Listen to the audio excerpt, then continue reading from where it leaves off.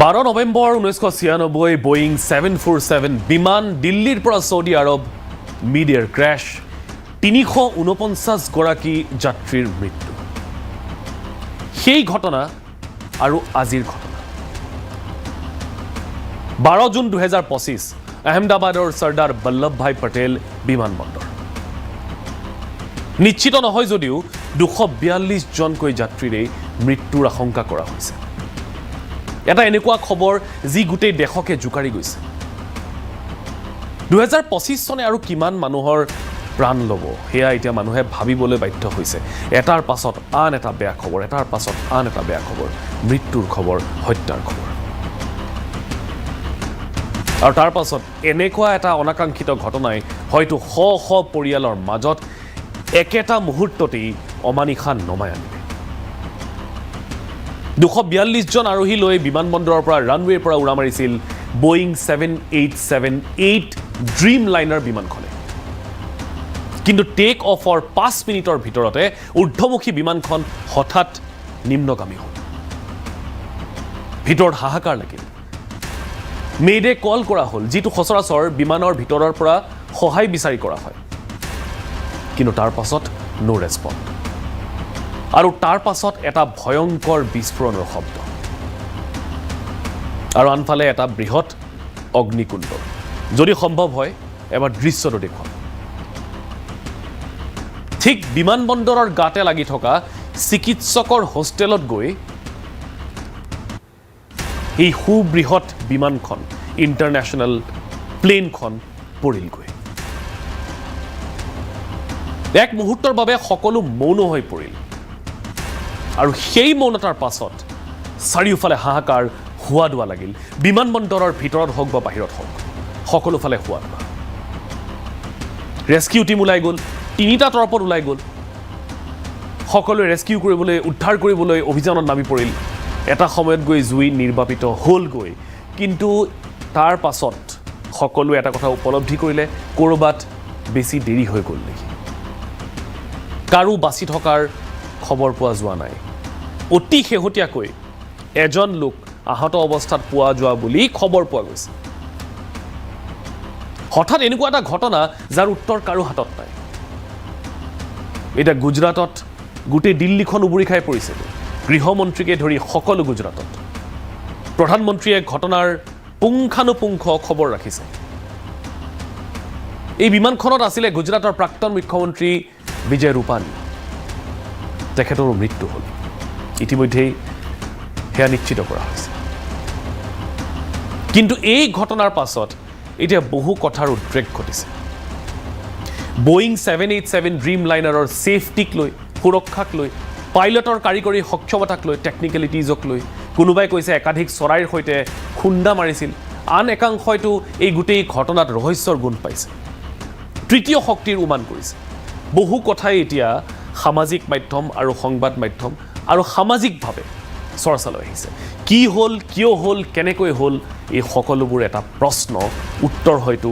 সকলোৱে জানিবলৈ বিচাৰিব আৰু সেই উত্তৰ বিচাৰি আজিৰ আমাৰ হেশটেগ হৈছে আহমেদাবাদ ট্ৰেজেডি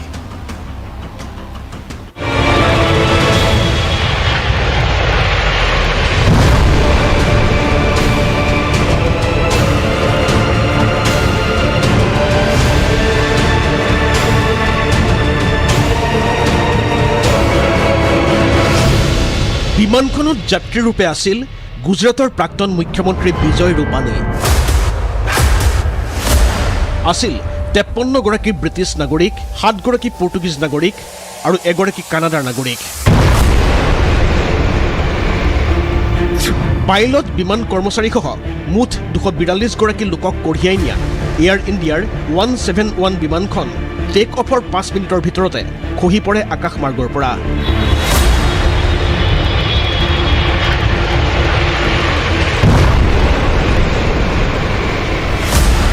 গুজৰাটৰ ৰাজধানী আহমেদাবাদত সংঘটিত এই বিমান দুৰ্ঘটনাই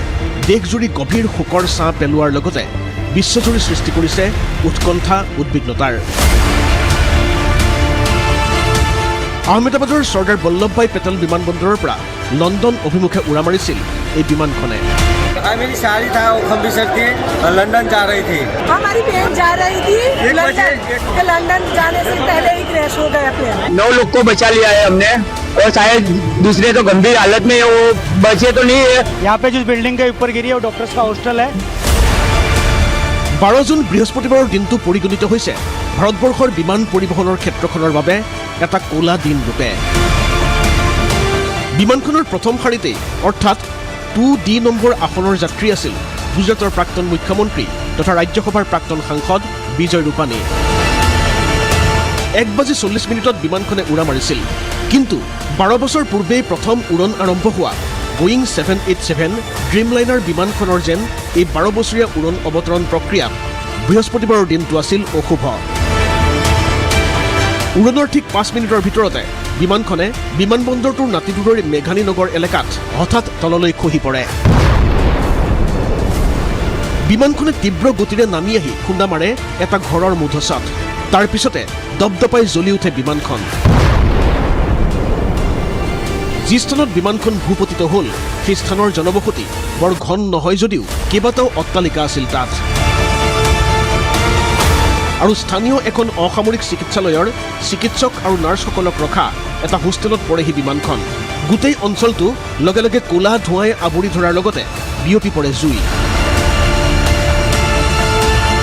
অতি তৎপৰতাৰে অগ্নি নিৰ্বাপক বাহিনীৰ 7খনকৈ গাড়ী সেই স্থানত উপস্থিত হৈছিল যদিও পৰিস্থিতি ইতিমধ্যেই বহু জটিলতাৰ মাজত সোমাই পৰে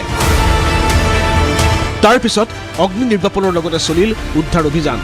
এই উদ্ধাৰ অভিযানত NDRFক সহায় কৰিবলৈ আগবাঢ়ি আহে BSF জোৱানৰ দল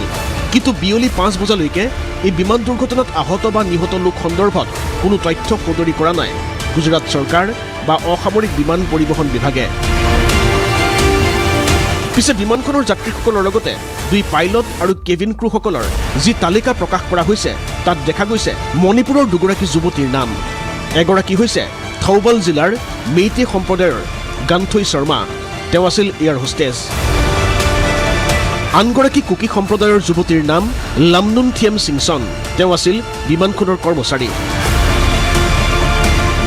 উল্লেখযোগ্য যে যিখন অভিশপ্ত বিমান এই শোকবহ দুৰ্ঘটনাটোত পতিত হৈছিল সেই বিমানখনৰ প্ৰথম উৰণ সংঘটিত হৈছিল 2013 চনত বিমানখনত থকা ভাৰতীয় যাত্ৰীৰ সৰ্বমুঠ সংখ্যা হৈছে 169 নিউজ ডেস্ক ND24 স্বাভাৱিকতে এই ঘটনাই হাহাকাৰ লগাইছে লগু আৰু কথা কাৰণ ভাৰতৰ ইতিহাসৰ দ্বিতীয় সৰ্ববৃহৎ বা একেবাৰে আমি যদি কওঁ মৃতকৰ সংখ্যাৰ যেটো আশংকা কৰা হৈছে যে আটাইকেইগৰাকী যাত্ৰীৰ মৃত্যু হৈছে মৃতকৰ সংখ্যাৰ যদি সঁচাকৈ আশংকা কৰা ধৰণেই হয় ইতিমধ্যেই কেইবাটাও প্ৰতিষ্ঠানে বিশেষকৈ APA এছ'চিয়েট প্ৰেছে এই কথা নিশ্চিত কৰিছে যে আটাইকেইজন যাত্ৰীৰ মৃত্যু হৈছে অৰ্থাৎ 242 গৰাকী যি আৰোহী আছিল বিমানখনত সকলোৰে মৃত্যু হোৱা বুলি APA ইতিমধ্যে নিশ্চিত কৰিছে গতিকে বিভিন্ন যি সংস্থা আছে তেওঁলোকৰ তথ্যসমূহ যোগান ধৰি আছে কিন্তু যদিহে এইটো সঁচা হয় আকৌ কৈ থৈ দিওঁ যে ভাৰতৰ ইতিহাসত এইটো দ্বিতীয় সৰ্ববৃহৎ বিমান দুৰ্ঘটনা বুলি ক'ব লাগিব যেটো প্ৰথম ইতিমধ্যে আমি উল্লেখ কৰিছিলো প্ৰথমটো আছিলে 300তকৈও অধিক তাত লোকে মৃত্যুবৰণ কৰিছিলে 349 জন লোকে 12 নৱেম্বৰ 1996 চনত Boeing 747 বিমান আছিল আৰু আজি এইটো ঘটনা এই দুৰ্ঘটনাটো সংঘটিত হৈছে Boeing 7878 Dreamlinerৰ এটা ইয়াৰ পাছৰে বহুখিনি কথাই আহি পৰে এই বিমানখনৰ কথা বহুতে কৈ আছে যে এই বিমানখন আসলতে 2011 চনৰ পৰা সাৰ্ভিসত আছে 13 চনৰ পৰা সাৰ্ভিসত আছে কিয় ইমান দিন চলাবলগীয়া হ'ল ইমান দিন পুৰণা বিমান কিয় এয়াৰ ইণ্ডিয়াই লৈ আছে ইত্যাদি মানুহৰ মন কাৰণ সাধাৰণ মানুহ আমি যেনেকৈ সাধাৰণ মানুহ আমি নাজানো টেকনিক্যালিটিজ কিমান আমি হেখিনি জানিব লাগিব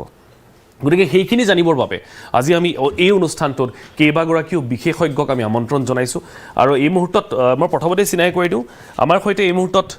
হয়তো ষ্টুডিঅ'ত উপস্থিত আছে মই স্বাগতম জনাইছো এই মুহূৰ্তত আমাৰ সৈতে ভাৰতীয় এভিয়েশ্যন বিশেষজ্ঞ বিক্ৰম সিংহ লহকৰ আছে লহকৰ ডাঙৰীয়াক স্বাগতম প্ৰথমতে ধন্যবাদ আপুনি আমাৰ অনুষ্ঠানলৈ অহাৰ বাবে আমাৰ সৈতে এই মুহূৰ্তত সংযুক্ত হৈ আছে আমাৰ ছিনিয়ৰ আউটপুট এডিটৰ সঞ্জীৱ প্ৰকাশ কাৰণ সঞ্জীৱ প্ৰকাশে এই গোটেই বাতৰিটো আৰম্ভণিৰ পৰা তেওঁ নজৰ ৰাখি আছে তেওঁ কৰি আছে লগতে আমাৰ সৈতে খন্তেকৰ পাছতে সংযুক্ত হ'ব ব্ৰিক্স এভিয়েশ্যন সাৰ্ভিসেছৰ CEO উৎপল বাদল বৰুৱা তেখেতকো আমি স্বাগতম জনাম আমাৰ সৈতে খন্তেকৰ পাছতে হায়দৰাবাদৰ পৰা সংযুক্ত হ'ব squadron leader Indian air force Bibhuti Mangal আমি তেখেতৰ সৈতে কথা পাতিম আৰু বিভিন্ন কথা বতৰা আছে আমি এইখিনি কথা আলোচনা কৰিবই লাগিব কিন্তু ইতিমধ্যে যিহেতু কৈছোঁ যে এই বিমানখনক লৈ পাইলটসকলক লৈ মানুহে বিভিন্ন প্ৰশ্ন কৰিছে আৰু আজিকালি সংবাদ মাধ্যম এনেকুৱা বিভিন্ন চ'ৰ্চৰ পৰা বিভিন্ন বাতৰি তেওঁলোকে সম্প্ৰচাৰ কৰি আহে এই যিখন বিশেষ বিমানৰ কথা কৈ থকা হৈছে Boeing 7878 Dreamliner এই বিমানখন আচলতে এই বিমানখন যথেষ্ট আগৰ পৰা বা বহু সময়ৰ পৰা এইখন সাৰ্ভিসত আছে আমাৰ বিশেষজ্ঞসকলে ভালকৈ জানিব মুতকৈ মই তেওঁলোকৰ ওচৰলৈ যাম কিন্তু যিখিনি পঢ়ি মই ইতিমধ্যে গম পাইছোঁ যে এই বিমানখন কোৱা হয় best selling passenger wide body of all time এই বিমানখনক এই ভাবেৰেও জনা যায় 2011 চনৰ পৰা এইখন বিমান সাৰ্ভিসত আছিলে 10 লাখতকৈ অৰ্থাৎ 1 মিলিয়নতকৈও অধিক যাত্ৰী কঢ়িওৱাৰ এক্সপিৰিয়েন্স বা অভিজ্ঞতা আছে এই বিমানখনৰ কেপাসিটি হৈছে 248 গৰাকী যাত্ৰী আৰু ৰেঞ্জ হৈছে এই বিমানখনৰ 13530 কিলোমিটাৰ যদি আমি চাব পাৰো যে 3D ডিজাইনটো এই বিমানখনৰ আচলতে যিখনৰ কথা আমি কৈ আছো Boeing 7878 Dreamliner এবাৰ যদি মই ইয়াত পাওঁ Dreamliner খনৰ যদি আমি 3D মডেলটো পাওঁ তেতিয়াহলে ক'বলৈ সুবিধা হ'ব নহয় বিমানখনৰ কথা কৈ আছো মই এই বিমানখনৰ Boeing 787 Dreamliner বিমানখনৰ যিটো প্লেন মডেল আছিলে সেই প্লেন মডেলটো লাগে PCR প্লেন মডেলটো লাগিছিলে Boeing 787 Dreamlinerৰ যিটো প্লেন মডেল আছিলে সেই প্লেন মডেলটো লাগিছিলে ইয়েস এইখন হৈছে Boeing 787 Dreamliner এইখনক মই আকৌ কৈছোঁ এইখনক কোৱা হয় best selling passenger wide body of all time বুলি কাৰণ এইখনৰ যথেষ্ট অভিজ্ঞতা থকা বুলি কোৱা হয় 2011 চনৰ পৰা সাৰ্ভিসত আছিলে আৰু 10 লাখতকৈও অধিক যাত্ৰী আৰু অলপ যদি ওয়াইড পাৱাৰ ফ্ৰেমটো মানুহে ভালকৈ দেখা পাব 2011 চনৰ পৰা 10 লাখতকৈও অধিক যাত্ৰী কঢ়িওৱাৰ অভিজ্ঞতাৰে পুষ্ট এই বিশেষ বিমানখন যাৰ কেপাসিটি হৈছে 248 গৰাকী যাত্ৰী আৰু ৰেঞ্জ হৈছে 13530 কিলোমিটাৰ আৰু সেই কাৰণে সচৰাচৰ এখন ইন্টাৰনেশ্যনেল ফ্লাইট হিচাপে এইখনক গণ্য কৰা হয় গতিকে এই বিমানখনক লৈ মানুহৰ এতিয়া প্ৰশ্ন কিয় উত্থাপিত হৈছে কাৰণ ইয়াৰ আগতে মই কেইটামান প্ৰতিবেদন পঢ়িছিলোঁ কেইটামান ৰেকৰ্ড পঢ়িছিলোঁ আৰু সেই ৰেকৰ্ড অনুসৰি একাংশই কয় যে এইখন যদিও মডাৰ্ণ আৰু ফিউল এফিচিয়েণ্ট বুলি জনা যায় এই বিমানখন মডাৰ্ণ আৰু ফিউল এফিচিয়েণ্ট কিন্তু শেহতীয়াকৈ সেফটি ইস্যু পোৰ মেনুফেকচাৰিং কোৱালিটি আৰু ফল্টি পাৰ্টছৰ বাবে এইখন বিমানক লৈ মানুহে প্ৰশ্ন উত্থাপন কৰিছে আৰু দুৰ্ঘটনাৰ পাছতে ড্ৰিমলাইনাৰৰ বিমানসমূহৰ সেফটিক লৈ মানুহে প্ৰশ্ন উত্থাপন কৰিছে গতিকে এইখিনি সমূহৰ ডিটেইললৈ আমি গৈ থকাৰ সময় পাম কিন্তু যেহেতু আমাৰ সৈতে এই মুহূৰ্তত বিক্ৰম সিংহ লহকৰ ডাঙৰীয়া আহি উপস্থিত হৈছে লহকৰ ডাঙৰীয়া মই আপোনাৰ পৰা আৰম্ভ কৰিছোঁ এই গোটেই দুৰ্ঘটনাটো ভাৰতবৰ্ষৰ গোটেই প্লেন ক্ৰেছৰ দুৰ্ঘটনাৰ ইতিহাসৰ দ্বিতীয় আটাইতকৈ সৰ্ববৃহৎ দুৰ্ঘটনা বুলি অভিহিত কৰা হৈছে আপোনাৰ দৃষ্টিৰে আপোনাৰ অভিজ্ঞতাই কি কয় যে এই হুকাবহ দুৰ্ঘটনাটো প্লেনখন ঠিক উৰা মাৰিছিল তাৰ পাছত 5 মিনিটৰ ভিতৰতে সেইখন আকৌ ভূপতিত হ'বলগীয়া হ'ল সকলো যাত্ৰী ইতিমধ্যে মৃত্যু হোৱা বুলি আশংকা কৰা হৈছে যদিও কোনেও নিশ্চিত প্ৰদান কৰা নাই আপোনাৰ মনে কি ধৰে এইটো এটা অত্যন্ত দুখৰ সময় ইণ্ডিয়ান এভিয়েশ্যন ইণ্ডাষ্ট্ৰীৰ কাৰণে কাৰণ বহুতে এতিয়া এৰোপ্লেনত উঠিবলৈ ভয় কৰিব বহুত ফোন আহিছে সকলোৰে এটাই প্ৰশ্ন যে এয়াৰক্ৰাফ্টত উঠাটো অত্যন্ত ভয়ানক নেকি প্ৰকৃতাৰ্থত ক'ব গ'লে তেনেকুৱা নহয় গাড়ীও এক্সিডেণ্ট হয় ট্ৰেইনৰো এক্সিডেণ্ট হয় পানী জাহাজৰো এক্সিডেণ্ট হয় এক্সিডেণ্টটো এভইড কৰিবৰ কাৰণে সকলোৱে চেষ্টা কৰে চাইকেলৰো এক্সিডেণ্ট হয় ঠেলা গাড়ীৰো এক্সিডেণ্ট হয় কিন্তু এভিয়েশ্যনৰ এৰোপ্লেন এক্সিডেণ্টটো খুব কম হয় আৰু যেতিয়াই হয় সেইটো এটা গোটেই বিশ্বজুৰি তাৰ ইনকুৱাৰীৰ পৰা আদি কৰি গোটেইবোৰ হয় তাত মানে পুংখানুপুংখৰূপে বিভিন্ন পৰ্যায়ত বিভিন্ন সংস্থাই তাক মানে ইনকুৱাৰী কৰে তো সেই ফালৰ পৰা ক'ব গ'লে aircraft is always safe to fly আৰু এয়াৰক্ৰাফ্টৰ যাত্ৰা সদায় ছেফে হয় কিন্তু দুই এটা এনেকুৱা ধৰণৰ সাংঘাত মানে দুৰ্ঘটনা হৈ পৰিলে আমাৰ ভাৰতীয় এভিয়েশ্যন ইতিহাসত এইটো এটা বহু বছৰৰ মূৰত প্ৰায় 4 দশকৰ পিছত এইটো এটা অত্যন্ত ভয়ানক দুৰ্ঘটনা কিন্তু কথাটো এনেকুৱা ধৰণৰ হ'ব যে যেতিয়ালৈকে ইয়াৰ ইনকুৱাৰী প্ৰথম DGCA কৰিব ফা কৰিব তাৰ পৰা বোয়িং কোম্পানী নিজৰ ফালৰ পৰা কৰিব হোম মিনিষ্ট্ৰীৰ ফালৰ পৰা কৰিব তেওঁলোকৰো কিছুমান সিকিউৰিটি এৰেঞ্জমেণ্টছ আছে হেবিলাকো চাব পৰিৱেশ বিজ্ঞানীবিলাকেও কৰিব কাৰণ এয়াৰক্ৰাফ্টখন ড্ৰিমলাইনাৰ যেতিয়া ওলাইছিলে তেতিয়া এনেকুৱা এটা আছিলে ইটছ এ ড্ৰিমলাইনাৰ এইটো এটা মানে সপোনৰ তেনেকুৱা ধৰণৰ খুব খুব বঢ়িয়া এয়াৰক্ৰাফ্ট এখন মানে কি কাৰণে কি নতুনত্ব লৈ আহিছিলে এই বিমানখন আৰু এতিয়া ইয়াত ইমান প্ৰশ্ন আহিছে হোৱাইট বডি আৰু ফিউল এফিচিয়েণ্ট আৰু ভেৰি কমফৰ্টেবল এইখনত যাত্ৰা কৰা সকলে জানে মই নিজেও বিদেশত যাত্ৰা কৰিছোঁ তো তেতিয়াও এইখন দেখিছোঁ অত্যন্ত ষ্টেবল এইখনৰ আৰু ৰিপেয়াৰিং কষ্ট বহুত মানে সুলভ সেইকাৰণে এইখন এয়াৰক্ৰাফ্টত খুবেই আৰামদায়ক খুবেই সেফটি ৰাখিছিলে যদিও US সেনেটত এইটো ডাঙৰ প্ৰশ্ন হৈছিলে ইয়াৰ সেফটি কম্প্ৰমাইজৰ ওপৰত আৰু হেতুক লৈ বোয়িঙৰ চেয়াৰমেনে গৈ পেলে সেনেটত ক্লিয়াৰিফিকেশন দিব লগা হৈছে আৰু তাৰ ফলত তেওঁলোকে বহুত বিভিন্ন পৰ্যায়ত এই এনালাইসিস কৰি ইয়াক ডেভেলপ কৰি আছে এতিয়াও আৰু এটোও হয় যে কিছুমান মেইনটেনেন্সৰ অসুবিধা আহি পৰে হোৱাইট বডিত অলপ ডিফিকাল্ট মেইনটেনেন্সত বডি ষ্ট্ৰাকচাৰৰ ফালৰ পৰা কিন্তু আজিৰ যেটো দুৰ্ঘটনা হ'ল হেতু ষ্ট্ৰাকচাৰৰ ফালৰ পৰা হিমান তাত এফেক্ট কৰা নাই কাৰণ এয়াৰক্ৰাফ্টখন যিখিনি ভিডিও আহি পৰিছে সেই ফালৰ পৰা আমি দেখিবলৈ পাওঁ যে এয়াৰক্ৰাফ্টখন ৰানৱেটো যথেষ্ট দীঘলীয়া আছিলে 3.5 কিলোমিটাৰ ৰানৱে আছিলে ওয়েদাৰ কন্ডিশন ইমান বেয়া নাছিলে টেম্পাৰ্ড বহুত টেম্পাৰেচাৰ হাই আছিলে হিউমিডিটি আছিলে তো সেই ফালৰ পৰা এয়াৰক্ৰাফ্টৰ পাইলটে অটোমেটিক্যালি এইটো ডেটা ফিট কৰি পেলাই কিমান থ্ৰটেল দিব লাগে কিমান কি মানে কেনেকুৱা ধৰণে এয়াৰক্ৰাফ্ট উৰাব লাগে হেতু তেওঁৰ কন্ট্ৰোলত থাকে তেওঁ ফিট কৰি দিছিলে কিন্তু এটো এটা পসিবিলিটি আহি আছে যে বাৰ্ড হিট হ'ব পাৰে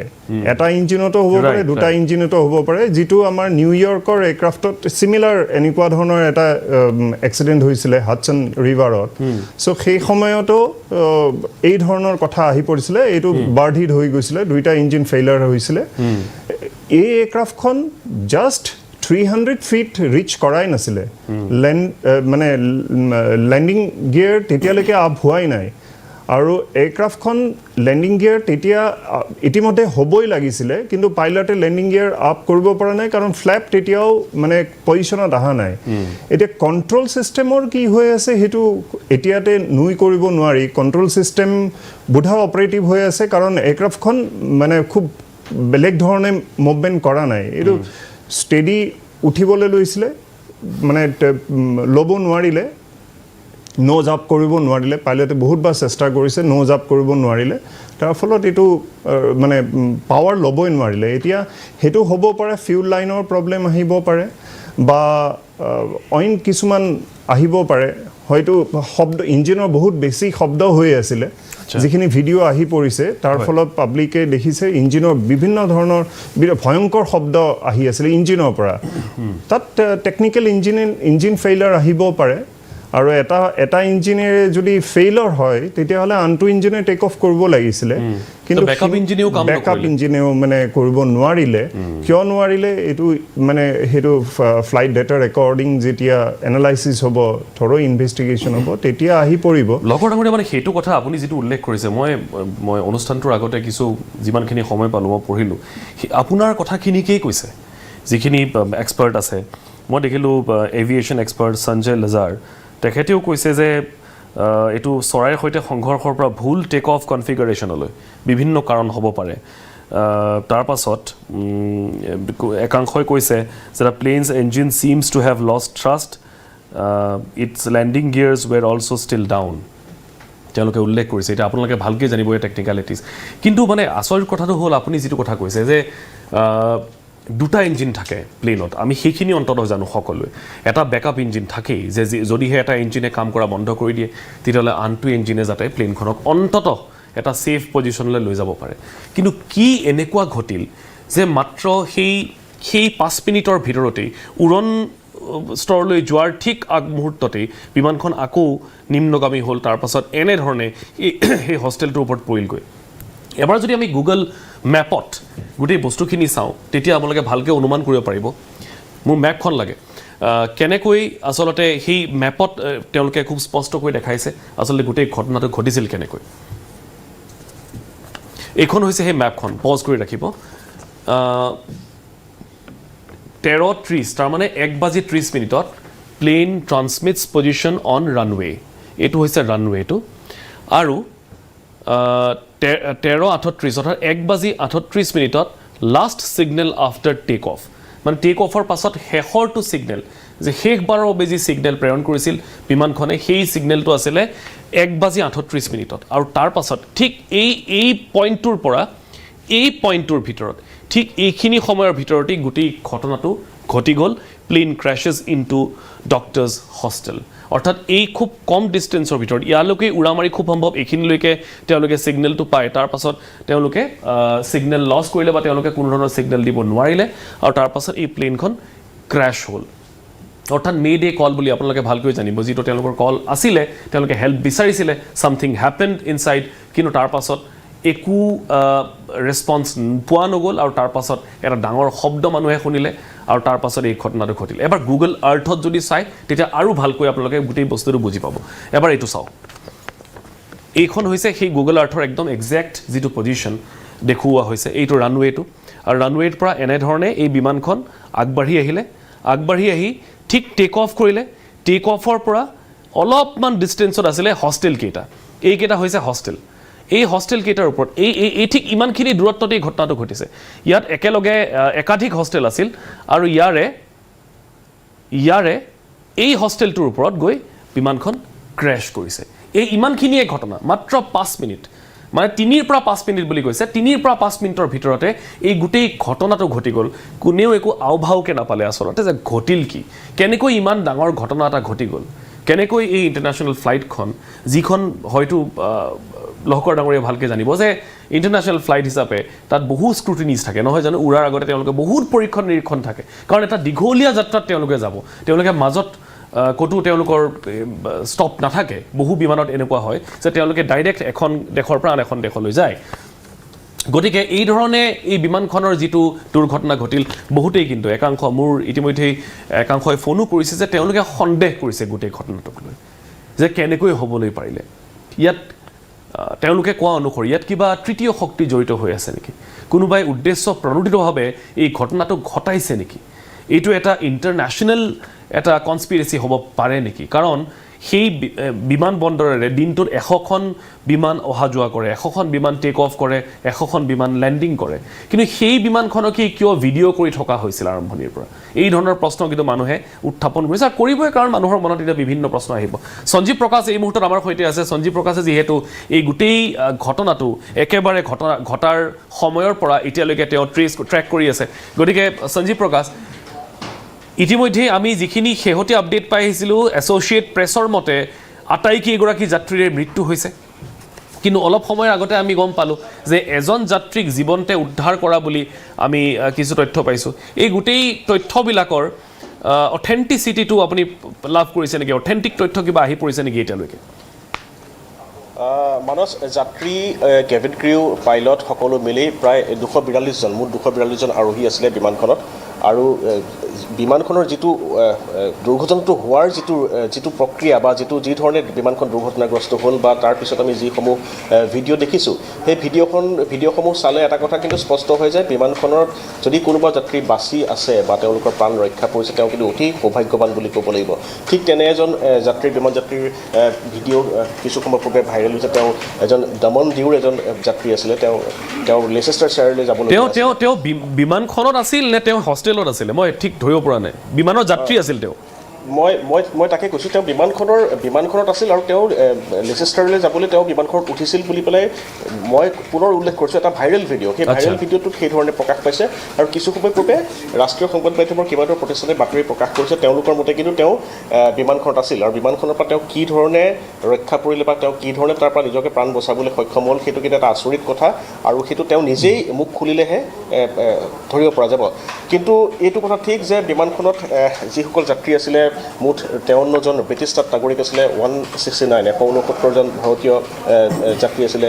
7জন পৰ্তুগীজ যাত্ৰী আছিলে এজন কানাডিয়ান নাগৰিক আছিলে এই সকলোৰে ভিতৰত আটাইতকৈ চৰ্চিত ব্যক্তিজন হৈছে বিজয় ৰূপানী হৈছে গুজৰাটৰ প্ৰাক্তন মুখ্যমন্ত্ৰী প্ৰধানমন্ত্ৰী নৰেন্দ্ৰ মোদী অতি ঘনিষ্ঠ এসময়ৰ এজন নেতা তাৰোপৰি তেওঁ ৰাজ্যসভাৰ প্ৰাক্তন সাংসদ আৰু বিজয় ৰূপানী গৈছিলে তেওঁ লণ্ডনত থকা কন্যাৰ ওচৰলৈ তাত তেওঁৰ পত্নী গৈ পেলাই কিছুদিন আগৰ পৰা কন্যাৰ লগত আছিলে আৰু তাতেই পত্নী আৰু কন্যা সাক্ষাতৰ বাবে বিজয় ৰূপানী আজি যাত্ৰা কৰিছিলে তেওঁৰ মৃত্যু কিছু সময় পূৰ্বে কেন্দ্ৰীয় মন্ত্ৰী C.R. পাটিল তেওঁ গুজৰাট বিজেপিৰ এজন গুৰুত্বপূৰ্ণ নেতা তাৰ প্ৰেচিডেণ্ট আছিলে বিজেপি ৰাজ্যিক প্ৰেচিডেণ্ট আছিলে আৰু C.R. পাটিলে নিশ্চিত কৰিছে যে বিজয় ৰূপানীৰ ইতিমধ্যে মৃত্যু হৈছে কেই মুহূৰ্তমানৰ পূৰ্বে এটা বিশেষ CCTV কেমেৰাৰ ভিজুৱেলছ তাত বন্দী হোৱা ওচৰে পাজৰে আমাৰ হাতত আহি গৈছেই মই ইতিমধ্যে আমাৰ ভিডিঅ' এডিটৰক দিছোঁ যদি সম্ভৱ হয় তেওঁলোকে দেখুৱাব এইটো PCRৰ পৰা আৰু তাত দেখা গৈছে যে কিছু সময় পূৰ্বে লহকৰ ডাঙৰীয়াই যিটো কথা কৈছে যে বিমানখন কিন্তু বৰ বেছি ওপৰলৈ উচ্চতালৈ উৰিবলৈ নাপালে 300 ফুটো আচলতে ওপৰলৈ উচ্চতালৈ উৰিছে নাই সেই ভিডিঅ'টো দেখিলে এটা সন্দেহ হয় ৰাইট এইটো CCTV আমি যিটো দেখাই আছোঁ এইমাত্ৰ সঞ্জীৱ ক'ব পাৰে হয় সঞ্জীৱ কৈ আছে যিটো CCTV কেমেৰাৰ ভিজুৱেলছ আমাৰ হাতত আহি পেলাই পৰিছে সেই ভিডিঅ'টো দেখিলে মোৰ এইটো এনেকুৱা এটা অনুমান কৰিব পাৰি যে কিছু সময় পূৰ্বে আপোনাক লহকৰ ডাঙৰীয়াই কৈছে যে 300 ফুটমান ওপৰলৈ উঠিছিলে কিন্তু ঠিক সেই একেটা কথাই আচলতে এই ভিডিঅ'টোৱেও সূচাইছে 300 ফুটমান ফুটো উচ্চতালৈ আচলতে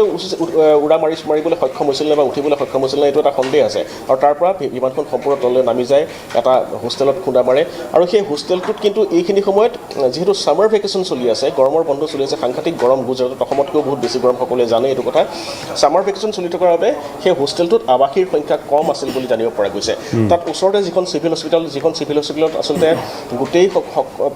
প্ৰথম চিকিৎসা তাত আক্ৰান্তসকলক আহত হোৱাসকলক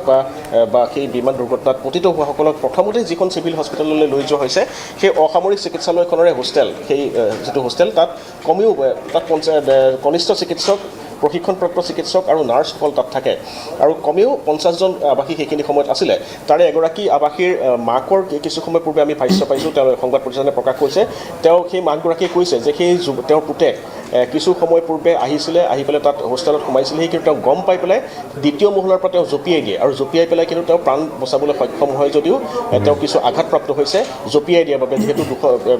ছেকেণ্ড ফ্ল'ৰৰ পৰা তেওঁ জাপ মাৰি দিবলগীয়া হৈছে গতিকে যি 242গৰাকী আৰোহী আছিলে তাত কোৱা হৈছে যে এগৰাকী আৰোহী মই ইতিমধ্যে কৈছে তেওঁৰ নামটো চাম বিশ্বাস তেওঁ বাচিছে তেওঁ লেচেষ্টাৰ চাইলৈ যাবলগীয়া আছিলে তাৰ উপৰিও কিন্তু বাকী যদি 242গৰাকীৰ যদি 241গৰাকীৰ যদি মৃত্যু হৈছে তাৰ উপৰিও কিন্তু এই সংখ্যা বৃদ্ধি হোৱাৰ পূৰ্ণ সম্ভাৱনা আছে তাত সেইখিনি সময়ত হোষ্টেলটোতো বহু আৱাসী আছিলে আৰু যিহেতু সেই জুইৰ শিখা যি জুই জ্বলিছে জুই শিখা বহু দূৰলৈকে বিয়পি পৰিছে আৰু গোটেই অঞ্চলটোত কেইবাটাও ঘৰ আছিলে যদিও আমি আজি পুৱাৰে পৰা কৈছোঁ এইটো কথা যে অতি ঘন জনবসতিপূৰ্ণ এটা অঞ্চল নহয় মেঘানী নগৰ সেই অঞ্চলটোৰ নাম আহমেদাবাদ এয়াৰপৰ্টৰ পৰা কিছু সামান্য নিলগত কিন্তু তাত দেখা গৈছে যথেষ্ট সংখ্যক ঘৰ আছিলে আৰু কেইবাটাও নৱনিৰ্মিত নতুনকৈ নিৰ্মাণ হৈ থকা তাত অট্টালিকা আছিলে নিৰ্মাণৰ অধীনস্থ অট্টালিকা আছিলে গতিকে সেই সমূহ ক্ষয়ক্ষতিৰ বিষয়ে কিন্তু বুজ ল'বলৈ বা উপযুক্ত প্ৰকৃত তথ্য পোহৰলৈ আহিবলৈ কিছু সময় লাগিব কিছু সময় পূৰ্বে তাত গৈ পেলাই কেন্দ্ৰীয় গৃহমন্ত্ৰী অমিত শ্বাহ উপস্থিত হৈছেগৈ আৰু অমিত শ্বাহে এই শেহতীয়া খবৰ মতে তেওঁ ক্ষেত্ৰভিত্তিক পৰিদৰ্শন কৰিছে তেওঁ বিভিন্ন স্পটসমূহলৈ গৈছে অমিত শ্বাহৰ নিজৰ ৰাজ্য প্ৰধানমন্ত্ৰী নৰেন্দ্ৰ মোদীৰ এইখন নিজৰ ৰাজ্য মোদীও উদ্বিগ্ন হৈ পৰিছে আৰু যিহেতু এই ফ্লাইটখন যিখন বিমান এইখন এখন আন্তৰ্জাতিক বিমান আছিলে ভাৰতৰ ডমেষ্টিক বিমান নহয় কৈছোৱে বহু বিদেশী যাত্ৰী আছিলে গতিকে এই গোটেই বিষয়টোৱে কিন্তু আন্তঃৰাষ্ট্ৰীয় প্ৰেক্ষাপটত বিশেষকৈ বিশ্বৰ সংবাদ মাধ্যমতো সাংঘাতিক ধৰণে চৰ্চা লাভ কৰিছে কাৰণ এইটো আমি নিজেই আমাৰ মনত পৰালৈকে ভাৰতবৰ্ষত এনেকুৱা বিমান দুৰ্ঘটনা 242গৰাকীকৈ যাত্ৰী কঢ়িয়াই নিয়া এখন বিমান দুৰ্ঘটনাত পতিত হোৱা এইটো অন্ততঃ আমাৰ স্মৃতি শক্তিয়ে ঢুকি নাপায় নহয় ইতিমধ্যে আমি সঞ্জীৱ কৈছোঁ যে 1996ত এইটো বিগেষ্ট এটা ট্ৰেজেডি আছিলে ভাৰতৰ ইতিহাসত য'ত 349গৰাকীৰ মৃত্যু হৈছিলে তাৰ পাছত এইটো ছেকেণ্ড বিগেষ্ট এতিয়ালৈকে হয় হয় মই চাগে পাহৰিছোঁ এইটো কথা কিন্তু যিটো দুৰ্ঘটনা সাংঘাতিক দুৰ্ঘটনা 242গৰাকী যাত্ৰী থকাটো এইটো বৰ সামান্য কথা নহয় ইতিমধ্যে বিদেশৰ যাত্ৰীসকলৰ কথা কৈছে বিদেশৰ নাগৰিক আছিলে তাত আৰু সেইবাবে সাংঘাতিক ধৰণে এইটো চৰ্চা লাভ কৰিছে আৰু আন্তঃৰাষ্ট্ৰীয় প্ৰেক্ষাপটৰ মই সঞ্জীৱ আপোনাৰ ওচৰলৈ গৈ আছোঁ কাৰণ এই বিমানখনত দুগৰাকী মণিপুৰৰ যুৱতীও আছিল বুলি আমাৰ হাতত তথ্য আছে গতিকে তেওঁলোকৰ সবিশেষখিনিও জানিম আমি তেওঁলোকৰ গোটেই যিখিনি কথা বতৰা আছে আমি সেইখিনিও আমি জানিবলৈ চেষ্টা কৰিম আৰু আমাৰ সতীৰ্থ ইতিমধ্যেই মণিপুৰৰ যিগৰাকী মণিপুৰৰ এগৰাকী হয়তো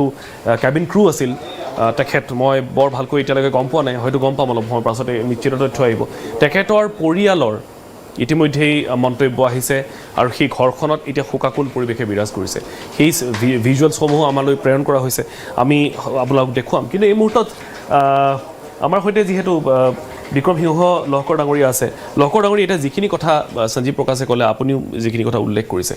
এই যে বিমানখন উৰা মাৰিছিল 300 ফুটমান পালেগৈ হয়তো সেইটো ফ্লাইং ৰেঞ্জ নহয় হয়তো তাতকৈ ওপৰত যায় তাৰ পাছত আপোনালোকে ভালকৈ জানিব এতিয়া কথাটো হৈছে এই বিমানখনৰ যেতিয়া উৰণ আৰম্ভ হৈছিল তেতিয়া পাইলটসকলে হয়তো বিজুতিৰ কথাটো প্ৰথম গম পায় নহয় জানো তেওঁলোকে প্ৰথম গম পায় আৰু তেওঁলোকেই গোটেই চেকিংখিনি বা যিখিনি বিমানৰ উৰাৰ পূৰ্বে যিখিনি হয়তো পৰীক্ষা নিৰীক্ষা থাকে সেইখিনি তেওঁলোকৰো অংশগ্ৰহণ থাকে নে নাথাকে মই নাজানো কিন্তু এটা টিমে সেই গোটেই পৰীক্ষণখিনি কৰে এতিয়া এখন ইণ্টাৰনেশ্যনেল ফ্লাইট এখন আন্তৰ্জাতিক ফ্লাইট এখন উৰণৰ পূৰ্বে ইমান এটা ডাঙৰ এটা টেকনিকেল লুপহোল থাকি গ'ল যে বিমানখন 5 মিনিটৰ ভিতৰতে উৰা মাৰিয়েই পৰি যাবলগীয়া হ'ল আপোনাৰ মনে ইয়াত আৰু কিবা সন্দেহৰ সৃষ্টি কৰিছে নেকি কাৰণ মই আৰু এটা বস্তু পঢ়িলোঁ তাতে লিখিছে যে বিমানখনৰ যিগৰাকী পাইলট আছিলে কেপ্টেইন সুমিত সবৰৱাল তেখেতৰ ফ্লাইং এক্সপিৰিয়েঞ্চ হেনো 8200 কিলোমিটাৰ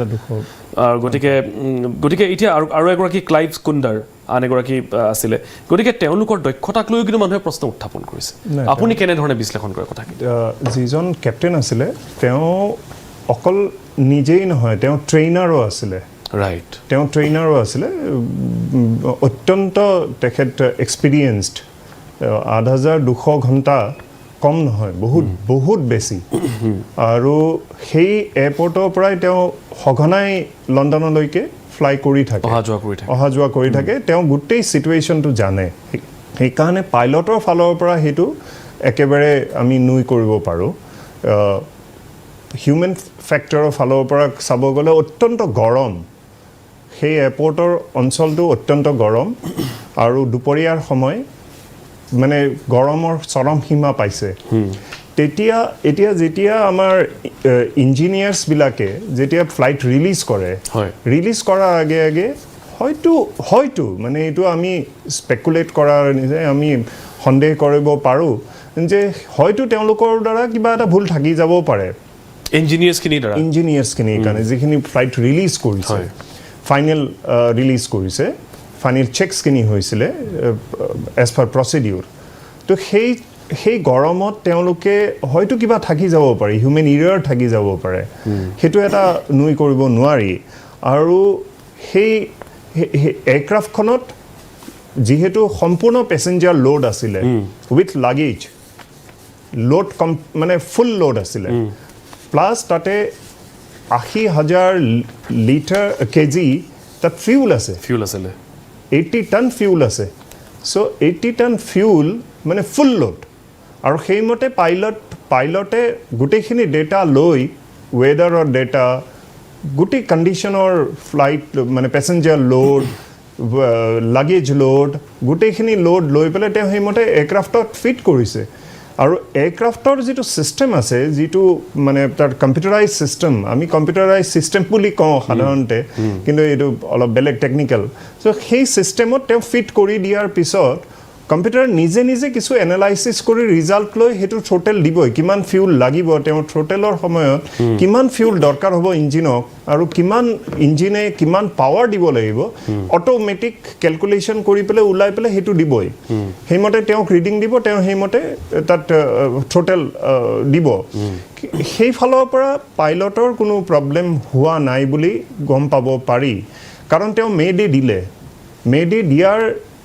পিছত ATC যেতিয়া তেওঁৰ লগত কণ্টেক্ট কৰিছে তেওঁৰ ৰেছপন্স নাই মানে ইট ইজ অলৰেডি ক্ৰেষ্ট মেডেটো মানে এটা এলাৰ্ম নহয় জানো মেডে ইজ আল্টিমেট আচ্ছা যিকোনো এটা হওক তেতিয়া মেডে তেওঁ মানে যেতিয়া বেছি কথা ক'ব নোৱাৰা হৈ গ'ল লাষ্ট মেডে কৈ পেলাই তেওঁৰ আৰু তাৰপিছত হয়তো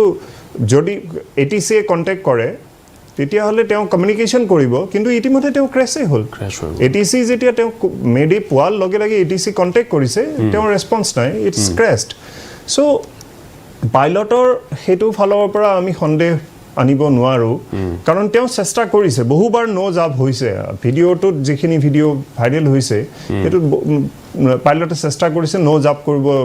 বিচাৰিছে কিন্তু নোৱাৰিলে সেইটো টেকনিকেল মেইনলি তেওঁ টেকনিকেলৰ ওপৰতে সেইটো এতিয়া বোধহয় ইতিমধ্যে সেই যিটো ইঞ্জিনিয়াৰিং টিম আছিলে যোনে ৰিলিজ কৰিছে গোটেই তাত যিমানখিনি ডেটা ফিট কৰিছে লগ বুক যিমানখিনি আছে সেইখিনি ইতিমধ্যে হয়তো চিজ কৰিছে আৰু সেই মানুহখিনিকো হয়তো ছেফ কাষ্টডিত লৈছে আৰু আপুনি যিটো আগতে এটা উল্লেখ কৰিছে যে এইটো বাহিৰা শক্তিৰ কিছু প্ৰভাৱ হ'বও পাৰে সেইটো এতিয়ালৈকে এতিয়া প্ৰায় আমাৰ 7 ঘণ্টামান হৈ গ'ল এতিয়ালৈকে এটা হয়তো কোনোবাই ক্লেইম কৰিলে হৈ যদি এনেকুৱা কৰিছে সাধাৰণতে 1-2 ঘণ্টাৰ ভিতৰত তেওঁলোকে ক্লেইম কৰি দিয়ে সেইটো অৱশ্যে বহুত দেৰিকেও কেতিয়াবা কৰে নেক্সট ডেও কৰে তেনেকুৱা এক্সট্ৰিমিষ্টৰ যদি হয় সেইটোৰ চান্স আপুনি কিমান দেখিছে সেইটো কোনো নুই কৰিব নোৱাৰে কাৰণ আপোনালোকে WTC দেখিছে তেতিয়া লাডেনে কেনেকুৱা ধৰণে প্লেন কৰিছিলে আৰু ফুল লোড আছে এটা আচৰিত ঘটনা মানে আমি দেখিছোঁ যে সেই জনবসতিপূৰ্ণ যেতিয়া এপ্ৰ'চ আৰু লেণ্ডিঙৰ যিখিনি থাকে এয়াৰপৰ্টৰ সেইখিনি ঠাইত জনবসতি খুব কম হ'ব লাগে গাইডলাইন আছে সেইটো ফাৰ ইয়াছাৰ গাইডলাইন আছে সেই গাইডলাইন মতে এইটো দেখা পাইছোঁ ইমান জনবসতিপূৰ্ণ তাত টাৱাৰ আছে আৰু তাত মানে হাই ৰাইজ বিল্ডিং আছে যিটো মেডিকেল আছে সেইবিলাকৰ হাই ৰাইজ বিল্ডিং আছে সেইখিনি কেনেকৈ হ'ব পাৰিলে সেইটো কিয় হ'লে যদি তাত হয়তো যদি একেবাৰে অপেন ফিল্ড থাকিলে হয় তেতিয়াহ'লে এই ধৰণৰ বাচি গ'ল হয় কাৰণ এইটো হিট কৰিছে আপুনি যিটো দেখুৱাই আছে এতিয়াও তাৰ টেইল পৰ্চনটো ফাঁচি ৰৈছে তো স্পীড বেছি নাছিলে এয়াৰক্ৰাফ্টখনৰ স্পীড আছিলে এবাউট 300 নটছ মানত আছিলে তো 250 to 300 নটছ ইমান বেছি স্পীড নাই তো সেইকাৰণে টেইলটো ৰৈ গ'ল তো টেইল ৰৈ যোৱা যদি তাত যদি অপেন ফিল্ড থাকিলে হয় গ্ৰাছলেণ্ড থাকিলে হয় বা যিকোনো এয়া থাকিলে হয় এয়াৰক্ৰাফ্ট সেইকাৰণেও হয়তো পাইলটে মানে লেণ্ডিং গিয়াৰ আপ কৰাই নাছিলে তেওঁ হয়তো ভাবিছিলে যে মই পাৱাৰ পোৱা নাই মই ক'ৰবাত লেণ্ড কৰিব পাৰিলে হৈ যায় তেওঁ সেইটো স্ক'প নাপালে তো সেইকাৰণে আমি সদায় দেখা পাওঁ যে লেণ্ডিং আৰু টেক অফৰ সেইখিনি আমাৰ গুৱাহাটী এয়াৰপৰ্টত আমি দেখিছোঁ টেক অফৰ যিখিনি আছে বা লেণ্ডিঙৰ সেইখিনিত বিল্ডিং কনষ্ট্ৰাকশ্যন ৰেষ্ট্ৰিকশ্যনছ আছে চ' ইয়াতে আমি দেখিছোঁ ইমান বেছি বিল্ডিং হৈ গৈছে চাৰিওপিনে একেবাৰে এপ্ৰ'চ আৰু টেক অফৰ সেইখিনিত যদি এনেকুৱা ধৰণৰ কনষ্ট্ৰাকশ্যন হিউজ কনষ্ট্ৰাকশ্যন আছে এইটো এটা মেজৰ কনচাৰ্ণ এইটো এটা খুব চিন্তনীয় বিষয় আৰু তেওঁ যেনেধৰণে কথাখিনি কৈছে হয়ো আচলতে যে কিন্তু তাৰ আগতে মই এটা যিটো CCTV ফুটেজৰ কথা কৈছিলোঁ এবাৰ CCTV ফুটেজটো পাম নেকি মই এবাৰ ভিডিঅ' কলত পাম ভিডিঅ' কলত মই চাবলৈ বিচাৰিছোঁ লহকৰ ডাঙৰীয়ে যিটো কথা কৈছে যে বিমানখন বৰ বেছি হাইটলৈ গৈ পোৱা নাছিলে CCTVটো এবাৰ যদি চাওঁ হয় এইটো বিমানখন আপুনি নিজেই চাওক এবাৰ বিমানখন বৰ বেছি উচ্চতালৈ যোৱাই নাছিলে ঠিক উৰিব ওলাওঁতেই হঠাৎ এখন তললৈ যাবলৈ আৰম্ভ কৰিলে আৰু কোনো হয়তো সময়ে নাপালে কোনেও সময় নাপালে ৰিয়েক্ট কৰিবৰ কাৰণেই সময় নাপালে হঠাৎ কি হৈ গ'ল আৰু তাৰপাছত এই ডাঙৰ এটা অগ্নিকুণ্ড য'ত মানুহ যে কোনোবা তাৰ পৰা জীৱনতে ওলাই আহিব আচলতে কল্পনাই কৰিব নোৱাৰি আৰু যদি কোনোবা অতি ভাগ্যশালী মানুহ আছে তেতিয়াহ'লে নিশ্চয় তেওঁ জীৱনতে বাচি আহিবলৈ সক্ষম হ'ব আকৌ এবাৰ চাওক এই বিমানখন এনেধৰণে উৰা মাৰিছে আৰু উৰা মাৰি ঠিক এটা পজিশ্যন পোৱাৰ পাছত হঠাৎ বিমানখনৰ উৰণটো ৰৈ গ'ল আৰু তাৰ পাছত অলপ সময় সমানকৈ গ'ল আৰু তাৰ পাছত তললৈ অহাৰ ষ্টাৰ্ট কৰিলে অৰ্থাৎ সেইখিনিতেই গোটেই খেলিমেলিখিনি লাগিল আৰু খেলিমেলিখিনিৰ ফলত তেওঁ যদিও মেডে কৰিছিলে কিন্তু সেইটো কাৰ্যতঃ কোনো ধৰণৰ ৰেছপন্ড কৰিবলৈ সময় নাপালে সক্ষম নহ'ল আৰু এই 242 গৰাকী আৰোহী মই যাত্ৰী বুলিয়ে নকওঁ কাৰণ তাতে বিমানৰ যিখিনি কৰ্মচাৰী তেওঁলোকো আছিলে গতিকে এই 242 গৰাকী যি আৰোহী আছিল তেওঁলোকৰ মৃত্যুৰ আশংকা এটা কৰা হৈছে এটা এই গোটেই ঘটনাৰ নিশ্চয় উচ্চ পৰ্যায়ৰ তদন্ত হ'ব আচলতে হ'ল কি কেনেকৈ এই গোটেই ঘটনাটো সংঘটিত হ'বলৈ পালে আৰু মোৰ আন কেইগৰাকী অতিথিৰ সৈতে সংযুক্ত হ'ম তাৰ আগতে এটা চমু বাণিজ্যিক বিৰতি লৈছোঁ আপোনালোকে চাই থাকক হেছটেগ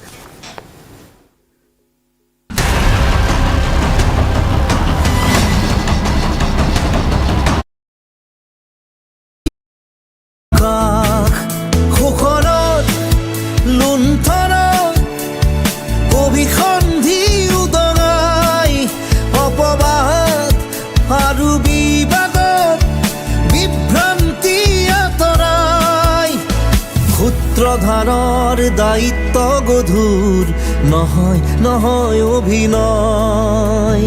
সত্য সুন্দৰৰ প্ৰতিশ্ৰুতিয়েই আৰাধনা সুস্থ সংবাদৰ ফলশ্ৰুতি হ'ব সভ্যতা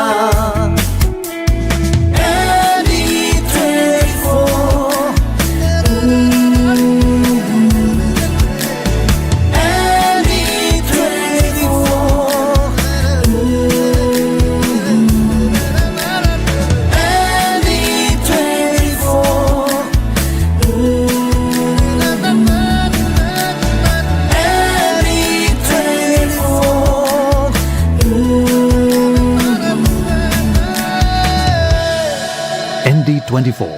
সৰ্বশ্ৰেষ্ঠ নহয় সৰ্বোত্তমৰ দৌৰত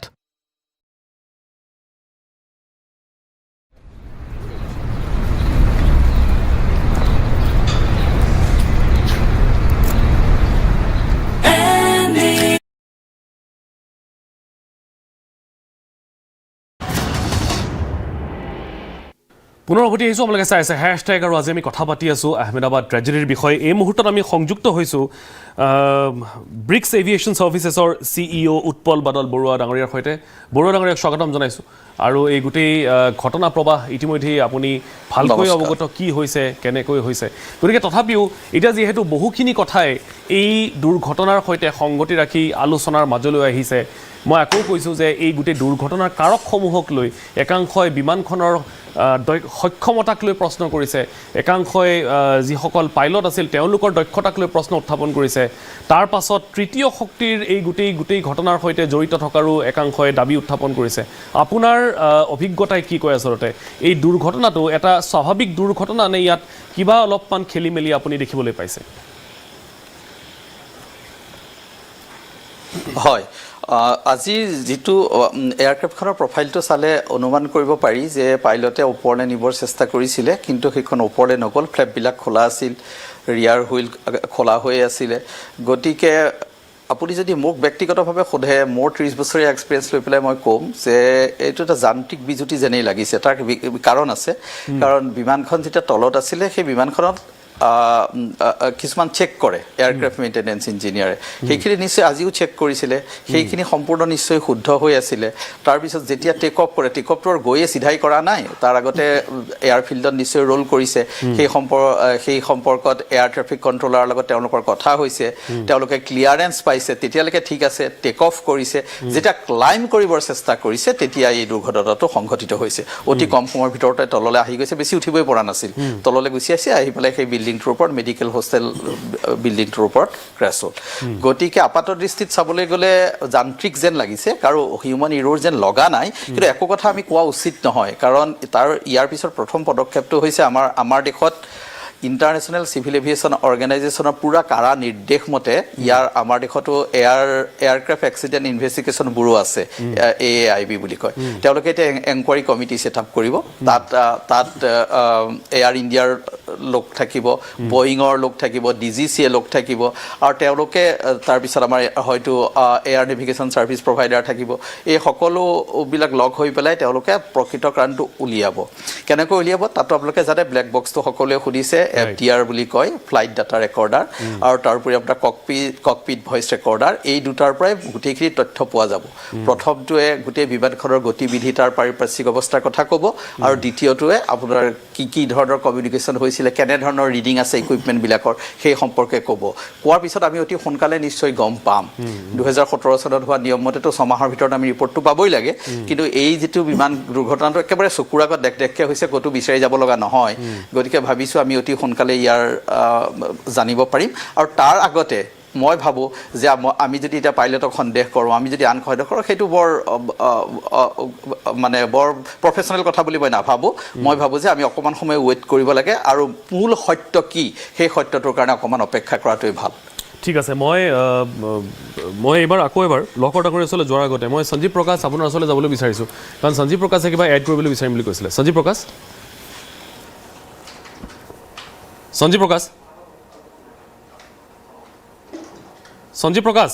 শুনিছেনে আপুনি নাই আমাৰ হয়তো সংযোগ বিচ্ছিন্ন হৈছে লকৰ ডাঙৰীয়া এতিয়া যিটো কথা ইতিমধ্যে আপুনি শুনিছে বৰুৱা ডাঙৰীয়াই কৈছে তেওঁ কৈছে যে এইটো আচলতে হিউমেন এৰাৰ হ'ব নালাগে এইটো এটা টেকনিকেল ফল্ট হ'ব পাৰে কিন্তু আপোনাৰ মতে এইটো এটা হিউমেন এৰাৰ হ'ব পাৰে যিখিনি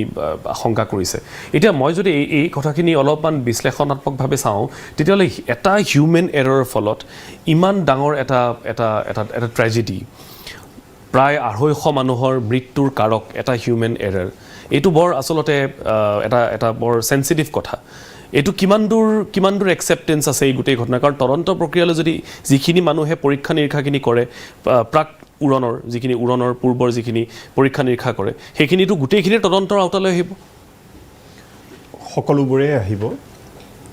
ইভেন এয়াৰক্ৰাফ্ট মেনুফেকচাৰৰ ফালৰ পৰা যিখিনি গাইডলাইন থাকে সেইখিনিৰ ওপৰতো আহিব সময়ে সময়ে তেওঁলোকে গাইডলাইন ইস্যু কৰি থাকে সেই ইস্যুবিলাকত কিবা যদি খেলিমেলি আছে সেই ইঞ্জিনিয়াৰবিলাকৰ কাৰণে কিছুমান গাইডলাইন দি থাকে সেইবিলাকো তদন্তৰ আওতাত আহিব ATCৰ যিখিনি ডিউটিত আছে তেওঁলোককো আনিব তাত যিখিনি ইঞ্জিনিয়াৰ আছে